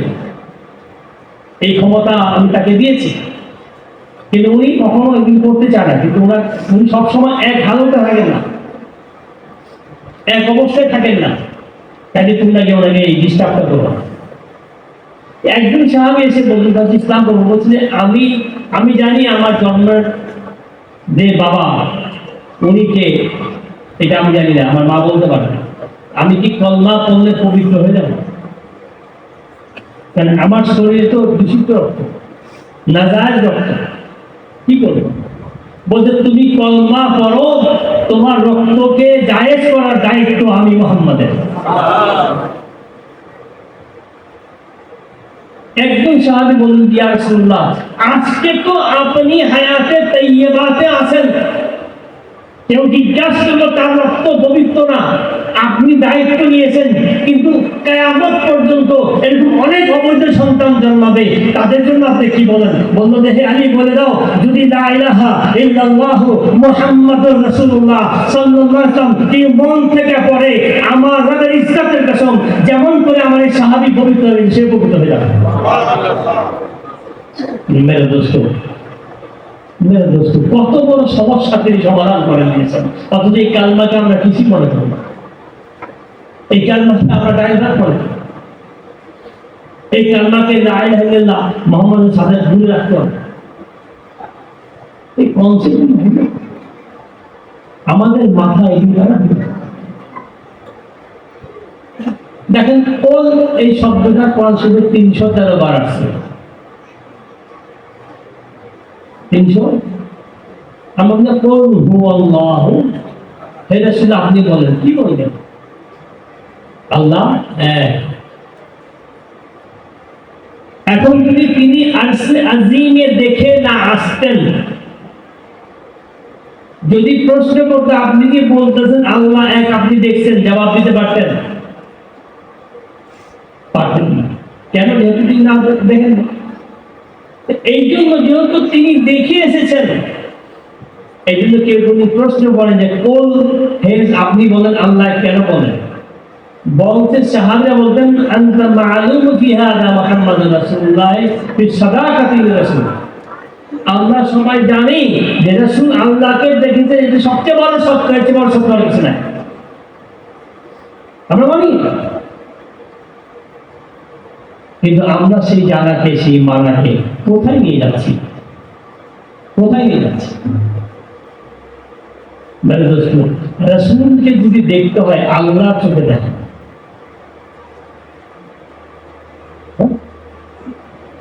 রাসূলকে যদি দেখতে হয় আল্লাহর চোখে দেখেন, আর আল্লাহকে যদি দেখতে হয় রাসূলের চোখে দেখেন, তাহলে কোনোদিন আপনি পথভ্রষ্ট হবেন না। কিছু লাগবে না। আমি একটা কথা বারবার আপনি বলি যে আপনি কাউকে পারলে সমস্যা নেই, প্রত্যেকটা মাসলা হাল তিনি করে দিয়েছেন। মৌলানা কায়নাত জিজ্ঞাসা করছেন যে একটা সময় আসবে মুসলমানদের মধ্যে এই ফিতনা ফাসাদ হবে, কিন্তু যারা লেখাপড়া জানে না, যারা আপনাকে ভালোবাসতে চায়, তাদের জন্য আপনার ওসিয়ত কি? বলতে হে আলী বলে দাও, তারা যদি আমার প্রতি সালাত ও সালাম পড়তে থাকে, আমি আমার রহমতের হাত দিয়ে তাদেরকে আমরা কারিবে নিয়ে চলে আসবো। আমার দোস্ত অন্তত দেখলো 300 বার দর্শন করেন, 500 বার করেন। আমরা ফেসবুকে কতক্ষণ সময় কাটি? কাটিয়ে সময় বলেন, কেউ না করতে পারবেন? কেউ যারা মোবাইল ব্যবহার করে, কেউ না করতে পারবেন না ফেসবুক ব্যবহার করে। আমি করি, আমিও করি। হয়তো আমি দেখি অন্য কিছু দেখি, শিখতে চাই, শিখতে পারি কিনা, জানতে পারি কিনা দেখি। সবাই কি আমরা এই জন্য না? যদি আমি 5 ঘন্টা ফেসবুকে কাটে বা 2 ঘন্টা কাটে, এই রাসূলের জন্য 15টা মিনিট সময় আমার হাতে হয় না। 100 বার দর্শক করেন, 200 বার করেন, কি করবেন? যে আমাকে যে আল্লাহ পাক আপনার উম্মত হিসেবে পাঠিয়েছে, এর হাদিয়া স্বরূপ আপনাকে এই 200 বার দর্শক পাঠাবে। এর হাদিয়া স্বরূপ দোস্ত, আপনার ওই 200 বারের দরুদ শরীফ আপনার ইহকাল পরকালের সমস্ত সমস্যার সমাধান করে দেবে, যেটা পৃথিবী কেউ পারবে না, যেটা পৃথিবীর কেউ দিতে পারে না। দোস্ত কতক্ষণ লাগে? কতক্ষণ লাগে বলেন না? দেখেন, আল্লাহর জন্য যারা সম্পর্ক রাখে সেটা ঝগড়া হয় না। উদিত ভাইয়ের সাথে আমার প্রায় 45 বছরের সম্পর্ক, জিজ্ঞাসা করতাম একটা ভুল শব্দ ছিল না। নদীর সাথে আমার 30 বছরের সম্পর্ক, সবার সাথে আব্বার সাথে আমি সে আপনাকে 28 সন্তানের সম্পর্ক। অর্থাৎ আপনি এই একটা প্ল্যাটফর্ম, যখন আল্লাহ এবং তার রাসূলের জন্য আপনি কারোর সাথে সম্পর্ক করবেন, আপনি দেখবেন সেই সম্পর্ক ফাটল ধরে না। যখনই গিভ এন্ড টেক হবে, তখন সম্পর্কের মধ্যে মায় কিন্তু হয়ে যায়। এই একটা প্ল্যাটফর্ম যেখানে হয়। দেখেন, বাংলাদেশে এমনও আশিকের রাসূল বাস করে যাদেরকে আমরা চিনি, আপনি বিশ্বাস করতে পারবেন না যে এদের সাথে রাসূলের সাক্ষাৎ হয়। এদের সাথে রাসূলের সাক্ষাৎ হয়, এরা কোনোদিন প্রকাশ্যে আসে না। এমন কিছু এখন আমি চিনি। রাসূল আকরাম সাল্লাল্লাহু আলাইহি ওয়াসাল্লামের দরবারে নাম আছে, সারা বিশ্বে 100 আশিকের নাম থাকে। এটা এটা কিন্তু বুখারীর বাইরে বলতেন না আপনি, বা সাধারণ বলবো না। বুখারীতে আব্দুল্লাহ ইবনে মাসউদ বলেন যে সারা বিশ্বে সব সময় কিয়ামত পর্যন্ত থাকবে একজন বিশেষ 100 লোক থাকবে না। এর মধ্যে আপনার মিনিমাম 40 জন থাকে শামে, সিরিয়া, বাকি 60টা তামাম পৃথিবীতে থাকে। তো আমি এখান থেকে আপনাদেরকে একটা খোঁজ সংবাদ দিতে চাই। গত 40 বছরে 1966 থেকে বাংলাদেশে এই সংখ্যা সবসময় 40-এর মধ্যে ছিল। এই আশিকের সংখ্যা 40-এর মধ্যে ছিল, এখনো আছে। তাহলে যারা ওই আশিক, তাদের জন্য কিন্তু আল্লাহ পাক এই কম থেকে এত দূর নিয়ে আসছে। তাহলে আপনি এই দেশের ইতিহাস দেখেন, এদেশের অবস্থা দেখেন, যেভাবে লুটপাট, যেভাবে অন্যায়, যেভাবে জুলুম আমরা করি, এটি দেশে তো অস্তিত্ব থাকার কথা না। কিন্তু ওই যে যারা আল্লাহর কাছে কাঁদে, রাসূলের ঘরে কাঁদে, তাদের কারণে আমাদের অস্তিত্ব বেঁচে আছে। এখন হিরো তারা না আমরা, তারা আল্লাহর হিরো, আমরা চিনি না। কিন্তু যেহেতু হাদিস দ্বারা জানি, কিন্তু এই সংবাদটা আমাকে কেউ একদিন দিয়েছিল। এমন না যে আমি একেবারে অর্জন করি না, কেউ একজন আমাকে বলছে। জানো, এই তোমরা নামটা বলা সেদিন বলিনি, যদি কোনদিন অনুমতি দেয় নামটা বলি, সমস্যা নেই। তাহলে আজকে তারা আমরা এখানে সম্মিলিত, আমাদের ফায়দা দেখা মুসলিম ভাই, এই যে 3 ঘন্টা লেকচার দিলেন, বৈশাখ লাভ, আমাদের লাভটা কি? আমরা এখানে এসে আমরা আপনার কেউ আমার এখানে আসেনি। রাসূল আকরাম সাল্লাল্লাহু আলাইহি ওয়াসাল্লাম বলছেন যে আমার নাম শুনে কেউ যখন সেখানে যায় তারা আমার দরবারে মেহমান থাকে।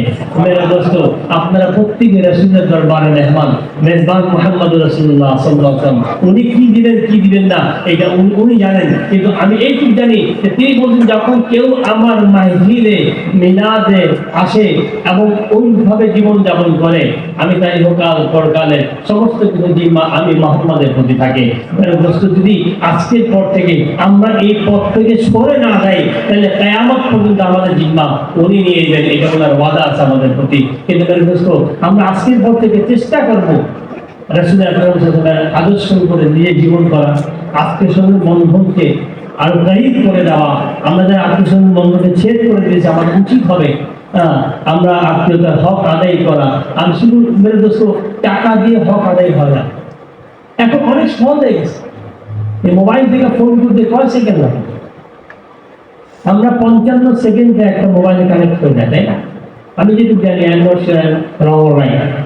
টাইমটা ঠিক আছে কিনা আমার, আমি যেটুকু জানি 55 মিনিটের মধ্যে একটা কানেকশন হয়ে যায়। আমি যদি 55 সেকেন্ডের মধ্যে একটা ফোন দিয়ে আমি একটা আত্মীয়ের খবর নেই, এটা কি অন্যায় হবে? অন্যায় হবে। আচ্ছা ঠিক আছে, তুই এরকম চিন্তা করি যে না ওরা তো আমাকে দেয় না, আমি কেন দিব? ভাই, ওরা দেয় না জন্য আপনি দিবেন না, শুরুটা আপনি করেন না, শুরুটা আপনি করেন না, শুরুটা আমি করি না। দেখেন, আমি এই যে মাসের গন্ডগোল ছিল, যারা আমার ফলোয়ার্স আর কি, আমি প্রত্যেকটা লোককে ফোন দিয়ে জিজ্ঞাসা করছি বাসায় বাড়ি ঘরে বাজার আছে কিনা, সমস্যা আছে কিনা। কেন? যেহেতু তারা আমার সাথে আল্লাহর জন্য সম্পর্কিত। আমার প্রথম দায়িত্ব তাদের সাথে তাদের করে দাও, এরপরে আমি আমার ভাই বোনদের ফোন, এর আগে না। কারণ এখানে এই জগতে কিন্তু আগে যারা আপনাকে আল্লাহর জন্য ভালোবাসে তাদের হক আছে। এবং আপনি দেখেন দরবারের রেসালত গিয়েছে, যখন বাইতুল ফান্ডে কোনো গনিমতের মাল আসতো, হুজুর কি বোন তার আত্মীয় স্বজনকে দিচ্ছে না, সমস্ত দুস্থ মানুষকে দেওয়ার পরে এরপরে থাকতো তখন তিনি আত্মীয় স্বজনকে দিন, এর আগে না। ঠিক এই পথের আইনও এরকম। আজকে যারা মনে করেন যে মুরিদ বানানোর দলিল নিয়ে নিছেন, খালি মুরিদই বানাইবেন, এবং এখনকার পীর আমি জানি অনেকে পীর সাহেবদের সাথে কথা বলা যাবে না। কেন ভাই? আপনার মুরিদ যদি আপনার সাথে কথা না বলেন, যে আপনার বাবার সাথে বলতেন। এই যে গ্যাপটা, এই যে অ্যাক্টিভিটিসটা, এখনকার পীর সাহেবরা নিজেদেরকে প্রভু বানায় ফেলছে, এটা ঠিক না। যারা এই ধরনের পীরগিরি করেন, আল্লাহ কাছে তওবা করে দেন। এবং আপনাদের এই অ্যাক্টিভিটিসের কারণে এই তাসাউফের এই মেলাধুলির উপরে অনেক বড় আঘাত আছে, যেটা আপনারা বুঝতেছেন না। কারণ আজকে যারা মাদার ভাঙতেছে, এদেরকে ফলন আপনারা দিয়ে দিচ্ছেন, এদেরকে শুধু আপনারা করে দিচ্ছেন। আমার একদম বললো যে আমি আমার পীর সাহেবের সাথে কথা বল 6 মাস বেশি চলে আসছিল, কেন? সময় করতে পারি না। আপনার মুরিদকে আপনার সন্তান, আপনার মুরিদ আপনার সন্তান, আপনার সন্তান আপনার সাথে কথা বলতে 6 মাস লাগে, তা আপনি মানুষের সেবা কি করবেন? এই আকীদাগুলি বিশেষ করে আমাদের ভারতবর্ষে এমন ভাবে আমাদেরকে বরবাদ করতে, যেটা চিন্তাই করা যায় না। কিন্তু তাদেরকে দেখে যদি আপনি মনে করেন যে এটার নামে ইলমে তাসাউফ, আধ্যাত্মিক জগৎটা ওই ব্যক্তি করতে পারে যে নিজের সর্বস্ব দিয়ে মানুষের জোগাড় করে, যে মানুষের মুখোমুখি হয় না, যে পীর তার মুরিদের টাকায় তার সংসার চলে, যে পীর তার মুরিদের টাকায় তার সংসার চালাতে চায়, এরা পীরের নামে কলঙ্ক, এরা ওয়ান ক্যান অফ বিজনেস করে, এটার নাম এই পথ না। এদেরকে দেখে যদি আপনারা মনে করেন খানটায় খুশাই মনে এরকম একটা সংগঠন, আমার প্রত্যেকটা মানুষের জিজ্ঞাসা করেন, হাতে কোরআন দিয়ে জিজ্ঞাসা করেন যে আমি সাইয়েদ রহমান কোনোদিন আমার ব্যক্তিগত প্রয়োজনে কাউকে ব্যবহার করতে দিবে না। আমার কাছে জেনারেল মাসুদ বলেন, জেনারেল মঈন বলেন, আরো যারা সবাই আসতে পারে, আমাকে জি রহমান সাহেব নিজে বলতে যে যদি আমি আপনার বাড়ি করে কাছে করি, কাউকে ছোট্ট মাসে আমার নিজের সময় জানতে হবে, আপনি ছোট্ট একটা মাসে থাকেন, এটা আমার চরিত্রই নাই। কেন? ওই যে আমার দাদা আমাকে বলেছিলেন যে এলেন তাকসিম করেন, বিক্রি করবেন না। তবে এখন আমি বুঝি যে আমি যেখানে গিয়ে আপনাদের দোয়া করবো, সে রাষ্ট্র না হোক আর বিশ্বের না হোক, আমি কিন্তু হক কথা বলতে কাউকে ভাবাই না। আমি ক্যান্টনমেন্টে বসে ধন্যবাদ করি, পিএম এর বাসায় বসে ধন্যবাদ করি, পিএম এর যারা খাস লোক তাদের বাসায় বসে বলছি। কেন? আমি আল্লাহর জন্য কথা বলি। আমি তাদের কাছ থেকে 2 পয়সা পাওয়ার আশা করি না। ওরা কি করবে? যিনি আমার রব, যিনি মালিকুল মুলক, যাকে আমি রাসূলের খোদা জানি, তিনি যদি কিছু না দেন, আপনি কি দিবেন? আমি এই কনসেপ্টে বিলিভ করি, আমি এই কনসেপ্টে জীবন যাপন করি। হ্যাঁ, এরপরে কি আমার প্রয়োজন হয়, যারা আমার কাছে লোক তাদেরকে বইয়ের দরকার করে তো পরে দিই, কিন্তু এইটার উপর বেস করা চলা বা আমার এই মাঝখানে 500 টাকা করবো, 5,000 টাকা দেবো, আমাকে মাঝে মাঝে আমার বাসায় জিজ্ঞাসা করে যে তুমি কেমনে কি করো, তাদের বলি না, বাসার টাকা ব্যয় হও, মাসে একবার দুবার বাইরে যাও বা বাইকে হয়ে যাও, করো কেমনি কি হয়। আমি জেনারেল ওইগুলো জিজ্ঞেস করি, যারটা সেই করে। আমার করার কিছু না, আমার করার কিছু নেই, আসলে কিছু না। এবং আমার একটা আপনাদের একটু সময় নষ্ট করি, আমার ব্যক্তিগত একটা কথা বলি, যদি একটা প্রাইভেসি ব্যাপার, কিন্তু শুধু আপনাদের জানার জন্য। মানুষ যখন তার দামান ছেড়ে দেয় তখন কি হয়? আমার ছোট মেয়ের বিয়ের 10 দিন বাকি। আমার এক ভক্ত ছিল চৌধুরী সাহেব, চৌধুরী বলা আছে, রাজধানীর সাথে মারা গেছে। আর এই ভক্ত শহীদুল্লাহ মারা গেছে। এই দুটো আমার মোটামুটি হ্যান্ড ছিল, আইসা ছিল, নাইট আছে, সাজিদ আছে, আসর এখানে। তো এরা, আমি চিন্তা করছি যে ঠিক আছে, চৌধুরী সাহেব আবার বলছে ভাইয়া আপনি চিন্তা করেন না। তো আমারে ও বলতো যে ভাইয়ের আমার তো অবস্থা খুব খারাপ, আমি কিছু করতে পারবো না। আমি এটা চিন্তাই করলাম যে কি হবে, আমার অ্যারেঞ্জমেন্ট বড়, কি হবে। আমি আমি যেখানে কাজ করি, মানে ইবাদত বন্দি করার চেষ্টা করছি, সেখানে হুলবাকে নওদা একটা ছবি আছে, ওইভাবে ঠিক আছে। এই ব্যাপারটা আপনার অন্যভাবে নিন না, আমি আপনাদেরকে বুঝার জন্য তার পথ ছেড়া দিলে কি হয়। আমি একবার ধমক খেলাম, আমাদেরকে একটা ধমক দেওয়া, তুমি যে মানুষের প্রতি নির্ভর করতেছো, আমরা নাই, স্পষ্ট শব্দ পাই না। আমি গিয়া শীতের দিন ছিল, আমি বাড়িতে গোসল করছি। গোসল করে আমার একটা ব্যাড হ্যাবিট আছে, আমার দিয়ে একটা জামা নতুন দাঁড়িয়ে করতে হবে, একটা নতুন জামা করছে, যেটা দিয়া বাসে যেটা করছিল, হয়তো গুণা করছিল, অন্যায় করছে, এটা আমার কনসেপ্ট, তাহলে পাগলামি করতে বলতে পারে না। ওটা দিয়ে পড়ে যে এটা তুই আগাম করছিলাম, এটাই বসছিল আমার সামনে, এরপরে নতুন জামাই বসছি, ওরা মাফ করতে আমরা মাফ করবো। আমি কিন্তু মক্কা মদিনায় গেলে পুরান কাপড় নিয়ে যায় না, নতুন নিয়ে আসে। কারণ এইটা পরে তুই বাংলাদেশে অনেক কিছু করছে, এইটা পরে আমার ঘরে এই পাগলামি মনে করতে পারেন যে পাগলের আসে না, কিন্তু মানুষ পাগল দেখে হ্যাঁ, এটা পাগল চাকরি থাকে, সেই জন্য এটা আপনাদের মধ্যে আয় না, এটা আপনারা ভাবে নিলেন। তা আমি ভাবো খেয়াল নামাজ তো মাফ করেন, আসলে আমি এটা ভুল করে গেছি, আমি তো ওই সেন্সে করে ওরা বলছে এজন্য।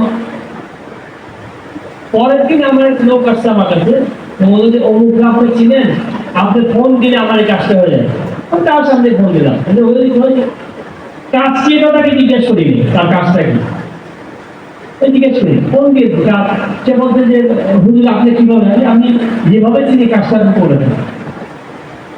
পরের দিন ওই ভদ্র মানুষ তার একটা দিককে যে 10 লক্ষ টাকা নিয়ে, আমি জানিও না, আমি গোসল করে বাইরে কি জমা যে আমি আসছি, এটা আপনি রাখেন কেন, যে আমার যে কাজটা আপনি ফোন দিয়ে করেছেন 50 লক্ষ টাকা বলছি কিন্তু পারেন, আপনার ফোন এটা মারতেই হয়ে গেছে, আমি এটা কি করবো। আমি শুনছি আপনাদের দিয়ে আপনি রাখেন, পরে দিয়ে দিন, আচ্ছা যদি ধার দাও নিতে পারেন, এমনি আমি নেব না, এটা ধারই দিলাম আপনার। তারপর আমি কিছু লোকের কাছে টাকা পয়সা, ওরা এক বলেছে যে স্টক মার্কেটও দেখতো, যার নাম বললাম না, বেচারা আছে এখন, ওরা একটা ফান্ড দিচ্ছিলাম, তো ফান্ড দেওয়া যাবে পরে যে হাত পর্যন্ত যে গুরু আমরা মাফ করে দেন, এইটা রাখে না, আর বাকি চান আমার কাজের সময় কিছু দরকার হয়, মানে যা কিছু তার 4 ভাগের একদম, ঠিক আছে, সমস্যা আমার যে দরকার ছিল হয়ে গেছে। আমি এর আগেও কখনো কোনোদিন মানে প্রয়োজনের জন্য কাউকে বলিনি। এই জীবনে প্রথম একটা চিন্তা করতে বলি তো নেই, আর চিন্তা করতেন যে ওরা দিয়ে হয়ে যাবে, কিন্তু যে ধমক পেয়েছি এই ধমকটা কি হয় না, অর্থাৎ কতটুকু আমাকে ভালোবাসে যে আমার একটা বিষয় আমি কাউকে বলি এটা সে বরদাস্ত করে না। তাহলে আমার মতো একটা নাফরমান কাম্পাক নাদান যে রাসূলের ইশকের আলিফের আইনের কোটি ভাগের এক ভাগে যার যোগ্যতা নাই, তার জন্য যদি হাল থাকে, যাকে উনি সরাসরি ভালোবাসেন, যারা উনাকে সরাসরি ভালোবাসে তাদের অবস্থা কি হবে? তো এই জন্য কোনোদিন ওই পথ থেকে শুনে রাসূলের দামানকে ধরেন, আপনি দেখেন যে আপনার সাহায্য আসে কিনা, আপনার অসম্ভব বিষয়গুলি সম্ভব হয়ে যাবে, অসম্ভব বিষয়গুলি সম্ভব হয়ে যাবে। এবং কিছু না, রুহানি শক্তিতে 1 সেকেন্ডে তেমন কিছু পুরা 1 সেকেন্ড। আমার প্রত্যেকটা ক্লিপে দেখবেন যে আমি কোনোদিন নারী শাসিত সমাজের বর্তমান ইসলাম, এটা আমি আপনাকে পিএমএ যারা পিএ তার ভাষার মধ্যে তখন বলছি বাবা থেকে মাফ করো, বেগুন জ্ঞান হচ্ছে তখনও বলছি। আমার বক্তব্য তাদের ছেলেরা আছে আসুন, ক্ষমতা দিয়ে থাকে না, কিন্তু হেড অফ দি ডিপার্টমেন্ট পুরুষ হতে হবে। কাজে দোয়া করি যাতে এই জাতিকে আল্লাহ পাক আর কোনোদিন 12 হাতের মধ্যে দাঁড়ায়, 12 হাতের মধ্যে দাঁড়ায়। পুরুষ আসুন, যে মধ্যে আসুন, এটা যারা রাজনীতি করে তাদের ব্যাপার, যারা রাজনীতি তাদের ব্যাপার, কিন্তু 12 হাত না, যেটা রাসূলুল্লাহ মধ্যে অভিশপ্ত। কাজে এই অভিশপ্ত জীবন থেকে আল্লাহ আমাদেরকে পানাচ্ছে, আমরা পানা চাই, পানার মধ্যে করতে চাই। আরেকটা কথা, যদি আপনারা মনে করেন যে বাংলাদেশের অন্ধকার দূর হয়ে গেছে, না, একটা ইনফরমেশন আমি আপনাদেরকে দিয়ে রাখি, যদি আমি বেঁচে থাকি আমাকে তখন থ্যাংক ইউ বললাম আপনাদের। যখন 2025-এর জুন মাস পর্যন্ত এদেশে কালো ছায়া থাকবে, এর মধ্যে বহু কিছু ঘটতে পারে যদি আল্লাহ মাফ না করে, আমাদের ফরিয়াদ নাই। তাই দোয়া করেন যাতে এই দেশে গৃহযুদ্ধ না হয়, আল্লাহ পাক যাতে দেশকে হেফাজত করে। যা চলতেছে এটা ভালো লক্ষণ না। দেখেন যৌবনকালের বন্দিগিকে রাসূলুল্লাহ সাল্লাল্লাহু আলাইহি ওয়াসাল্লাম স্বাগতম জানাচ্ছেন এবং শাহাদাত দিয়ে বলছেন যে যুবকদের কাছ থেকে দূরে থাকবে, কেন? তাদের একদিনের বন্দিগি তোমার 1 বছরের বন্দিগির সমান, তাদের একদিনের বন্দিগি তোমার 1 বছরের বন্দিগির সমান। দোস্ত, তোমরা যারা এখানে যুবক আছো, তোমাদের এই মুহূর্তের বন্দিগি, আমি বহু আফসোস করি যদি আরো 30 বছর আগে রাসূলের মহব্বত সম্বন্ধে আরো জানতে পারতাম, তাহলে হয়তো জীবনের বন্দিগি এরকম হয়। মেরে দোস্ত, যারা যুবক আপনারা এই বন্দিগি করেন, দেখবেন আল্লাহ কথা বলেন, আপনার আল্লাহ জবাব দেন।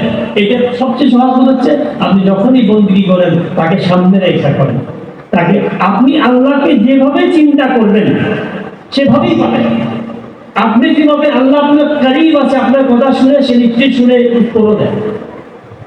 যদি মনে করেন সে আসছে আজকে তাহলে চাই না আমার,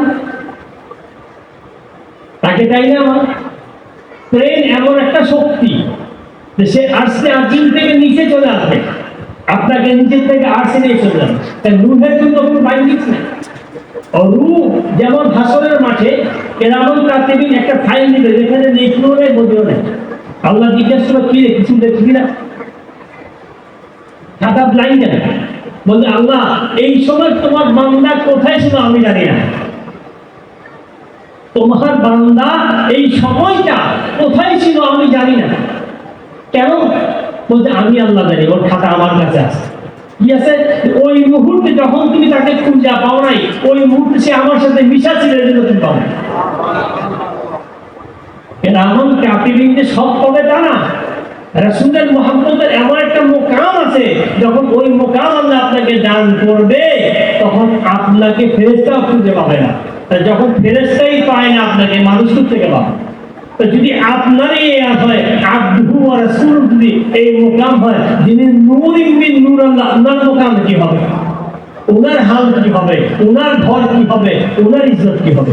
একটু চিন্তা করা উচিত, এখান থেকে একটু চিন্তা করা উচিত। দেখেন সামনে আমি রাসূল আকরাম সাল্লাল্লাহু আলাইহি ওয়াসাল্লামকে একদম জিজ্ঞাসা করছেন, ইয়া রাসূলুল্লাহ আমি মিশরে থাকি, আমি তো আর সবসময় আসতে পারবো না।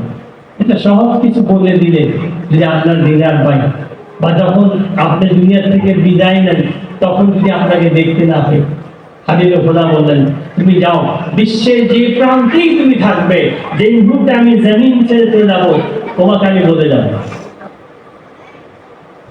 তোমাকে বলে যান, তিনি যেদিন যাচ্ছেন দুনিয়া থেকে, তিনি ফজরের নামাজ পড়তে দাঁড়ালেন, তখন দেখলেন মুহাম্মদ রাসূলুল্লাহ সাল্লাল্লাহু আলাইহি ওয়াসাল্লাম চেহারা মোবারক। বলে, আবু আরদা, আমি আজকে দুনিয়া থেকে চলে যাচ্ছি।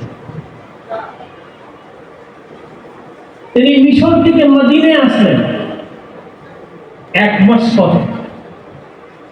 আয়েশা শুনলেন যেদিন ফজরের দিন দেখছেন বাড়িয়ে বলেন সেদিন সকালে হয়তো দুনিয়া থেকে চলে গিয়েছেন।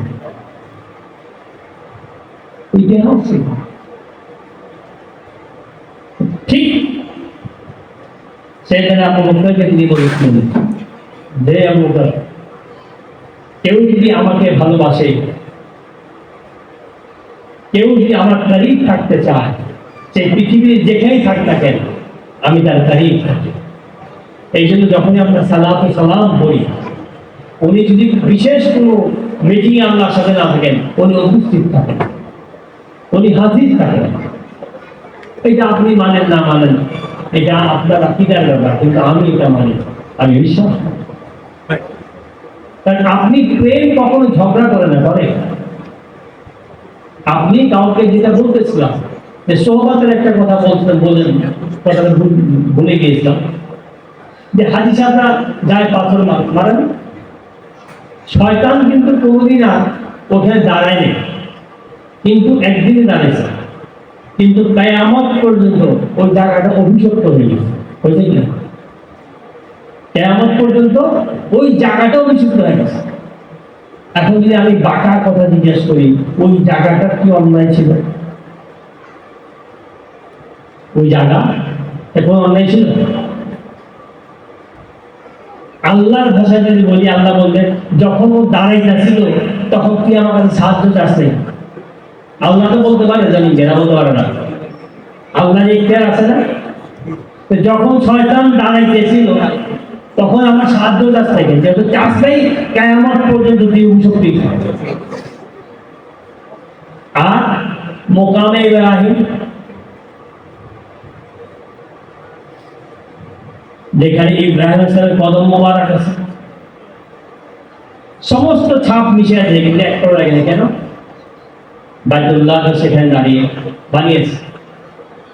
আপনি মোকামে ইব্রাহিম যখন নামাজ না পড়েন, আপনার তোয়াফ কবুল হবে? হবে না। হযরত ইব্রাহিমের কদমকে কয়বার ছিল ওখানে? একবারই। কিন্তু কিয়ামত পর্যন্ত এক নবীর সোহবতের কারণে পাথরের সামনে আপনাকে সাজদা করতে হবে, না করলে আপনার হজ হবে না। তো মেরে দোস্ত, তাওয়াফ যখন করতেছেন, পাথরের করতেছেন না, ঘোড়া আল্লাহ থাকে কেন করেন? হযরত আদম, হযরত ইব্রাহিমের সুন্নত। সাফা মারওয়া দৌড়াচ্ছেন কেন করেন? সাইয়েদনা হাজরার সুন্নত। মেরে দোস্ত, বড় আশ্চর্য লাগে। আমি এই কথা বলি না যে তাদের সম্মান নাই, কিন্তু তারা যে রাসূলের গোলাম হওয়ার জন্য আল্লাহর কাছে বহুবার প্রার্থনা করছে, সেই রাসূলের রওজায় সালাম পেশ করা, সেই রাসূলের জিয়ারতে যাওয়া বলে বিদআত হয়ে যায়। এটা কেমন হলো? দেখেন, আমি একবার ভাবতাম যে হুজুর পাক সাল্লাল্লাহু আলাইহি মক্কা ছিলেন, সেখানে রওজা হলে ভালো হতো। পরে একবার ইতিহাস থেকে জানলেন না, কেন হয় জানেন? আল্লাহ পাক তিনি বুঝেন তো কি হবে। এই যদি রাসূলের রওজা মক্কাতেই থাকতো, তাহলে এই তায়াতান কেউ জিয়ারত করতো না, হাকিকাতান করতো না, মক্কাতে আছেন। এই জন্য এত দূরে নিয়ে যাও, মক্কা থেকে এত দূরে নিয়ে যাও, যাতে এই তায়াতান রাসূলের জিয়ারতে আছে, হাকিকাতান। আল্লাহ বুঝে আমাদের চরিত্র। কাজেই এত কিছু বলার উদ্দেশ্য হচ্ছে যে আজকে যারা বলেন যে এই সমস্ত না যায়, আমি তাদেরকে আবার অনুরোধ করবো, কোরআনকে পড়েন, বুঝেন। দেখেন, কোরআনের যদি আরবি বুঝলেই কোরআন বুঝবেন, নন, এরকম কিছু না। কেননা আবু বকর সিদ্দিক কি আরবি বুঝতেন না? তার তো আরবি জন্মাইছে নাকি? কোরআনে যখন আয়াত নাযিল হয়েছে, হুজুর যখন বলছেন, যে বলছেন যে ইয়া রাসূলুল্লাহ আলিফ লাম মিম কি বুঝি না বুঝায়া দেন, জালিকাল কিতাব কি বুঝি না বুঝায়া দেন। তারা কি আরবি জানতো না? আরবিক জানা এক জিনিস, কোরআন জানা আরেক জিনিস। কোরআনকে জানতে হলে সাহেবে কোরআনের কাছে যেতে হবে, সাহেবে কোরআনের কাছে যেতে হবে, যেতে হলে তো সাহেবে কোরআনের মহব্বত থাকতে হবে। যদি মহব্বত না থাকে সে কোরআন যাবেন কিভাবে? সেই কোরআনে যাবেন কিভাবে আপনি? কাজে আপনার বন্দিগির মূল হচ্ছে ইশকে রাসূল। রাসূলের ইশক ছাড়া আপনার আমার কোনো পথ নাই। এখন আপনি মনে করেন একটা দেখেন, আমরা বিবাহ শাদী করি না, নিকাহ কলমা পড়া, নিকাতে খুতবা পড়া হয়, কলমার মধ্যে পড়া আশহাদু আল্লা ইলাহা ইল্লাল্লাহ ওয়াহদাহু লা শারীকা লাহু ওয়া আশহাদু আন্না মুহাম্মাদান পড়া হয় কিনা? কেন পড়া হয়? বা নিকাহ খুতবা না করে বিয়া হইতো না? যায় দেব? আমরা একটা মেয়ে একটা ছেলে মিলে একটা বিয়া যায় দেব? নিকাহ খুতবা করতে, কালমা শাহাদাত করতে। তো আল্লাহ পাক একটা অপরিচিত নারীকে আপনার ছেলের সাথে বৈধতার সম্পর্কের জন্য মাধ্যম রেখেছে তার কালামুল্লাহ, মাধ্যম রেখেছে আশহাদু আল্লা ইলাহা ইল্লাল্লাহ। তাহলে যেটা না পড়লে আপনার মেয়ে বা উনার ছেলে বৈধতা পাবে না, সেই রাসূলকে যদি আপনি আমি ভুলে যাই, তাহলে আমার জীবনের বৈধতা থাকবে? আমরা কখনো এই সমস্ত নিয়ে ভাবি না। কত বড় শান আপনাকে আমাকে দিয়েছে। আপনি 50 লক্ষ টাকা দেন, 5,000 কোটি টাকা দেন, যদি নিকাহ না পড়ায়া আপনার ছেলেকে আমার মেয়েকে একত্রিত বাবা বিয়ে দিয়ে দিলাম, হবে? হবে না। রাসূল আরবি সাল্লাল্লাহু আলাইহি সাল্লামকে এমন শান আল্লাহ পাক দিয়েছেন, যদি আপনি কাউকে আপনার সাথে সম্পর্কে সম্পর্কিত করে আত্মীয়তার বন্ধনে বন্ধিত করতে যান, আপনার জেনারেশনকে বৃদ্ধি করতে যান, আপনার সন্তানদেরকে পৃথিবীর চেহারা দেখাতে যান, সেখানে রাসূলের আদর্শ ছাড়া আমার আপনার কোনো পথ খোলা থাকে না। তাহলে যে রাসূলের মাধ্যমে এত কিছু পেয়েছি, সেই রাসূলের মিলাদ আসলে আমাদের এমন চিন্তারই আরম্ভ হয় যে সারা গায়ে মনে এনার্জি হয়ে গেছে, কোনো ওষুধও কাজ করে। আমার অনুরোধ থাকবে আপনাদের কাছে, রাসূলের মহব্বত নিয়ে কেউ ঝগড়া করলে আপনি করবেন না, কারণ আপনি কিন্তু আপনার খিদা লাগবে, আপনি খাবার কেউ খায়। একটা জিনিস চিন্তা করেন না, যখন এই পৃথিবী থেকে আমি আপনি চলে যাব, আমার সন্তান যাবে, ও কান্দেও থাকবে, আবার কবরও করতে বলবে, কান্দেও থাকবে, আত্মীয়স্বজনকে বলতেও থাকবে। এইটা সিস্টেম, এটা নেচার, এটা হবে। কিন্তু কবরে কিন্তু কেউ যাবে না, না আমার ছেলে, না আমার মেয়ে, না আমার নাতি, কেউ যাবে না।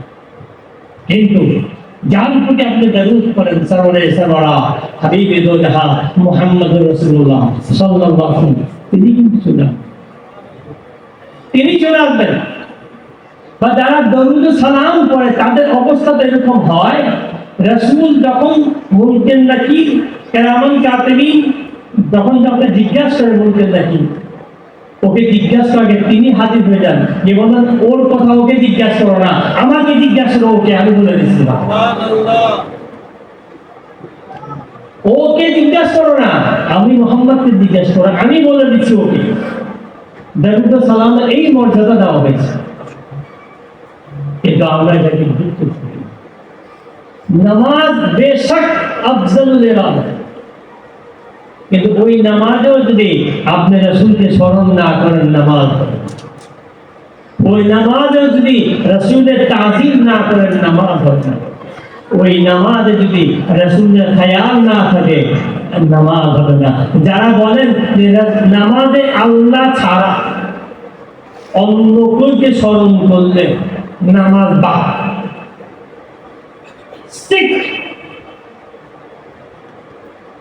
এখন আমি আপনাদের হাজার হাজার লোক দ্বারা করা দিন আমাদের কিভাবে নামাজ সূরা ফাতিহা পড়ি না, ইহদিনাস সিরাতাল মুস্তাকিম সিরাতাল লাযীনা আন'আমতা আলাইহিম, বলি কিনা? ওখানে কি আছে? যারা তোমার পথে মুস্তাকিম দাও, আর তোমার পথে যারা চলছে, নবী, রাসূল, মুমিন, শাহাদান, সুহাদান, সিদ্দিকিন, সালেহিন, চলছে না? ব্যাখ্যা আছে না? তাদের কথা স্মরণ রাখবে না? নামাজ বা এই যে বোঝামিল কথাগুলো আমাদের সমাজে যে ঢুকানো হলো, এখান থেকে আমাদেরকে বাহির হতে হবে। যদি দেখেন কোন মানুষ আপনাকে রাসূলের মহব্বতের কথা বলে, তাহলে বলবেন সে প্রকৃতপক্ষে আল্লাহ তাআলা। আর যাকে দেখবেন যে রাসূলের কথা বাদ দিয়ে শুধু আল্লাহ আল্লাহ করে, বলবেন যে এটা শয়তানের দাওয়াত, এটি শয়তানের চালাকি। কাজে যারা রাসূলকে মাইনাস করতে চায়, এদের কাছ থেকে দূরে থাকবেন, যদি আপনার দিনও যাবে, আখিরাতও যাবে। রাসূলের মহব্বতের কথা যারা বলে তাদের সঙ্গে বলতে হবে, তাদেরকে খুঁজে খুঁজে বাই করেন। আজ কিছুই না পান, ওই যে বললাম রাতে 200 বার রসুল বলেন, 300 বার বলেন, অন্তত 200 বার করেন, অন্তত 200 বার করেন, কাজে আসবে। এখন রাসূলের যদি কেউ মনে করেন যে আমি রাসূলের সহবত কিভাবে পাবো, 3টা কাজ করবেন। এক, আপনার প্রতিদিন যদি তৌফিক থাকে, কোন এতিম বা কোন দুস্থকে 5 টাকা বা 10 টাকা দান করবেন, এটা হুজুর পছন্দ করে। নাই আপনার কাছে 2টা রুটি আছে, আপনি একটা রুটি একটা কিনে দিয়ে আনেন বা অর্ধেকটা দিয়ে আনেন। দেখেন রাসূলকে পাওয়ার জন্য কোটি কোটি টাকার দরকার হয় না, ছোট্ট কিছু জিনিস আছে। তাও যদি না পারেন, রাস্তায় একটা মানুষের এক গ্লাস পানি খাওয়ান, কি করে? এটা রাসূলের সুন্নাত, এটা তিনি করতেন, এটা হলো মহব্বত। দেখবেন আস্তে আস্তে না প্রেম আপনার ভিতরে জাগতে থাকবে, প্রেম জাগতে থাকবে, এবং আপনার অবচেতন মনে আপনি পরিবর্তন হতে থাকবেন। দেখেন আজকে এই আপনারা এই বৃষ্টিতে আসছেন, আমি আপনাদেরকে থ্যাংক ইউ বলা বা জাযাকাল্লাহ বলা, শুকরান বলা আমি ছোট করতে চাই না। আমি এইটুকু বলতে চাই যে রাসূল আকরাম সাল্লাল্লাহু আলাইহি ওয়াসাল্লামের দয়া আপনাদের প্রতি আছে, ওনার রহমতের ছায়া আপনাদের প্রতি আছে, এটা কোনো ভুল নাই। তাহলে এই বৃষ্টি বাদলে মানুষ বিয়ের সাথে চলে যায়, এত কষ্ট করে তো আসে। আমি এটা চাবো যে রাসূল আকরাম সাল্লাল্লাহু আলাইহি ওয়াসাল্লামের দয়ার বদৌলতে আপনাদের এখানে আসার তৌফিক দিয়েছেন, এটাকে রাসূলের সামিয়ানা মনে করুন, এবং এই সামিয়ানা, এই ছায়া, এই মাইকিলের ঝুম যাতে কিয়ামত পর্যন্ত আপনাদের সাথে থাকে, আল্লাহ পাক এবং তার রাসূলের মঞ্জুর করে নেন। আমি অনেক কথাই বলেছি, আমি আপনাদের কাউকে ছোট করার জন্য, কষ্ট দেওয়ার জন্য বা আপনারা কিছু জানেন না এই জন্য কথা বলেছি তা না। আমি কথা এই জন্য বলেছি, আমি আসলে আপনাদের প্রত্যেকের কল্যাণ কামনা করি। আমি আপনাদেরকে আল্লাহ এবং তার রাসূলের জন্য ভালোবাসি। আমি চাই আপনাদের বা আমাদের প্রত্যেকের কবর জীবনটা সমৃদ্ধ হয়ে যাক, রাসূলের সাথে আমাদের একটা সম্পর্ক হয়ে যাক, আত্মার সম্পর্ক। দেখেন এই সম্পর্ক এমন একটা সম্পর্ক, প্রত্যেকটা সম্পর্কে কিছু না কিছু লাগে। আপনি আপনার বাচ্চাদের পারেন, আপনি সেখানে ইনভেস্ট লাগবে, এটা যেতে হবে, খিদা লাগবে না। আপনি নিজেই যদি একা থাকে, আপনার ক্ষুধা লাগবে না, পয়সা তো লাগবে, লাগবে। কিন্তু একটা মাত্র স্থান মুহাম্মদুর রাসূলুল্লাহ সাল্লাল্লাহু আলাইহি ওয়াসাল্লাম, যেখানে কিছু করার যদি কিছু নাও থাকে তাও প্রেম করা যায়। সেটা কিন্তু আপনি দরুশি করেন, প্রেম হয়ে যাবে, সালাম পেশ করেন, প্রেম হয়ে যাবে, ওনাকে স্মরণ করেন, প্রেম হয়ে যাবে। ওনার বংশ থেকে দেখা একটা আপনি লক্ষ্য করছেন কিনা, আমি যারা নাচ করতেছিলাম, আমি কিন্তু নিজে গিয়ে কাউকে টাকা দিই, বারবার উঠে আসা কথা থাকে, একদিনের ব্যাপারে কিন্তু উঠে গেছে। কেন? যেই মুহূর্তে আমি অ্যানাউন্স যে তিনি সাইয়্যিদ, যারা আপনারা অনেকে নাম করছেন, ওরা বেশি মনে কিছু দেন না যে দাদা হুজুর আমাদের ব্যাপারে আসে নাই, দেখবেন আপনারাই নিয়ে আসছেন ওনাকে। তো যেহেতু বলতো উনি সাইয়্যিদ, কাজে সাইয়্যিদদের সম্মানের জন্য আমি সেখানে গিয়েছি। এটা তো অনেকের মাথায় ঢুকতে পারবে কি ব্যাপার, উনি একজনের আবার উঠে গেল আর কেউ তার পরে নেই, কেন জানে না, যেহেতু অ্যানাউন্সমেন্ট উনি সাইয়্যিদ, এখানে এই সাইয়্যিদের মর্যাদা দেওয়ার কারণে আমি সেখানে গেছি, অন্য কোনো কারণ না। এটা সবসময় রাখবেন, যখন কেউ আপনাকে বলবে সাইয়্যিদ, আপনাকে সম্মান করবে। দেখুন মদিনাতে আমার যে লোক ছিল, আমি একটা প্রোগ্রামও করতাম, বস্তাকে এটাই করতাম, পত্রিকা দিচ্ছিল, আমার দুজন লোক ছিল মদিনাতে, তারা সাইয়্যিদ দাদা পিসা, দুজনেই আপনাকে 3 দিনের মধ্যে চলে গেছেন দুনিয়া থেকে। আমি যদি বলি সৈয়দ ইসমাইল মাদানী, তিনি মদিনার আপনার মুহাদ্দিস ছিলেন, তিনি মদিনা ইউনিভার্সিটিতে 20 বছর হাদিস পড়াইছেন।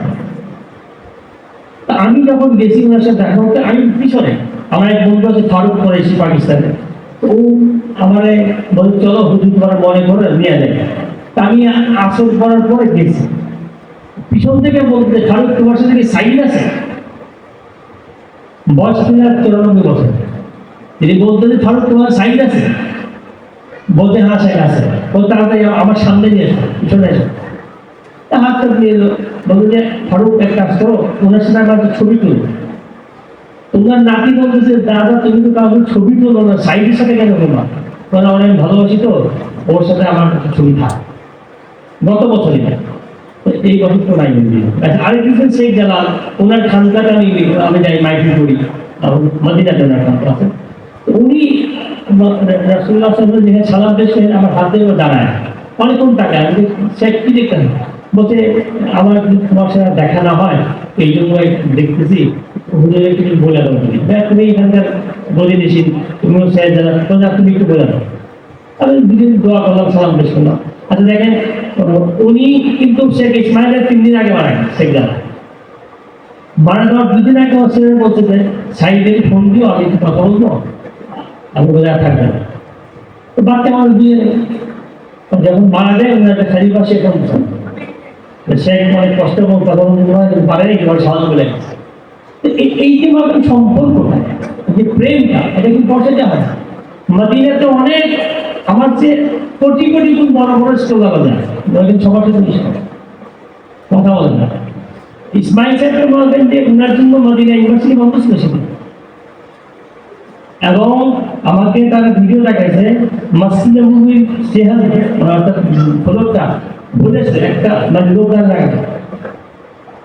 20 বছর থেকে মুহাদ্দিস ছিলেন মদিনা ইউনিভার্সিটি, পয়সা নিতে হয়, এবং তিনি সারা জীবন রেগুলার 1 থেকে 1,500 মানুষকে আপনাকে নাস্তা করে দেন ফিসাবিলিল্লাহ।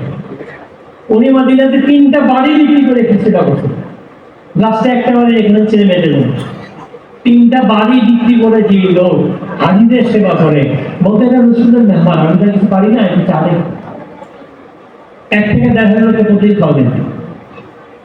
আল্লাহ পাক ওনার এই খেদমতকে কবুল করুন। এবং যদি কোনোদিন কেউ মদিনাতে যান, আমার সাথে যোগাযোগ করেন, আমি কিছু জায়গা বলবো, দেখা করে এসে। মদিনাতে বহু কিছু আছে বুঝার মতো, যেটা আমরা অনেকে জানি না, কারণ আমাদের যারা মুআল্লিম তারা নিজেরাই জানে। কারণ জান্নাতুল রিয়াজুল জান্নাতের ভিতরে অনেক জায়গা আছে যেটা অনেকে জানে।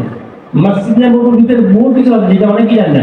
আমি এক মুআল্লিম সে 20 বছর ফলের ব্যবসা করে, তারা বললাম যে এখানে কেন জানো, তো হুজুর আমি শুনি নেই বলে বলেন এই জিনিসটা আছে। বাবে সালামে একটা তার দেখেছি, যে তার ছিল কি না, আমি এই তারের এখানে হুজুর একটা গুহা ছিল, এই যে তারের এবং ছড়ানো এখানে একটা গুহা ছিল। এখানে যত পাগল টাগল অসুস্থ লোক গোসল করতে সুস্থ হয়ে যেত।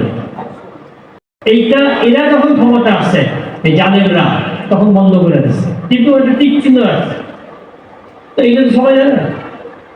21 নম্বর গেটটা ঢুকবেন, দেখবেন যে যেখানে আপনাকে কার্পেট থাকে না, এক জায়গায় খোলা আছে। 21 নম্বর গেটে একটু ঘুরে বাম পাশে, এখানে হুজুর পাক সঙ্গে 3টা জন্য মুখ দান করা হয়েছিল।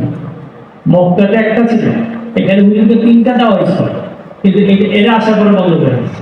কিন্তু জায়গাটা আছে কেউ দেখায় না, কারণ দেখালে বরং লাগে কখন পা দিয়ে দেখেন যে আপনাকে সিন্ধুকের মতো লাগে। তো যদি যান কেউ মদিনাতে, যদি মনে করেন যে একটু জানা দরকার আছে, আপনাকে বলবেন আমি চিঠি দেখে বা ফোনে বলতে এগুলি দেখাও থাকে। আল্লাহ পাক আপনাদের সিদাকে মদিনায় করে দিন। আমার অনেক কথা শুনছেন ধৈর্য সহকারে আপনারা, আমার কথা ভুল মাফ করে দিবেন, আমি ক্ষমা প্রার্থী। আমি এখন শিখি, এখন একটা আলিম শিখি, আমি কোনো আলেমও না, ওলামাও না। আমি যারা রসুলের আসে তাদের গোলামের জুতা ধরার যোগ্যতা আমার নাই। তবে হ্যাঁ, যারা রসুলকে ভালোবাসেন তাদেরকে সম্মান করি, ভালোবাসি, চেষ্টা করি তাদের সেবা করার।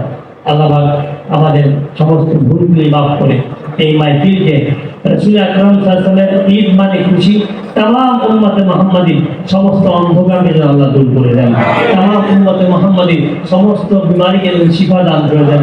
বিশেষ করে আমার এই জাতিকে বিশ্বের অন্যতম শ্রেষ্ঠ জাতি হিসাবে আল্লাহ পাক মঞ্জুর করে দেন। আলহামদুলিল্লাহি রাব্বিল আলামিন।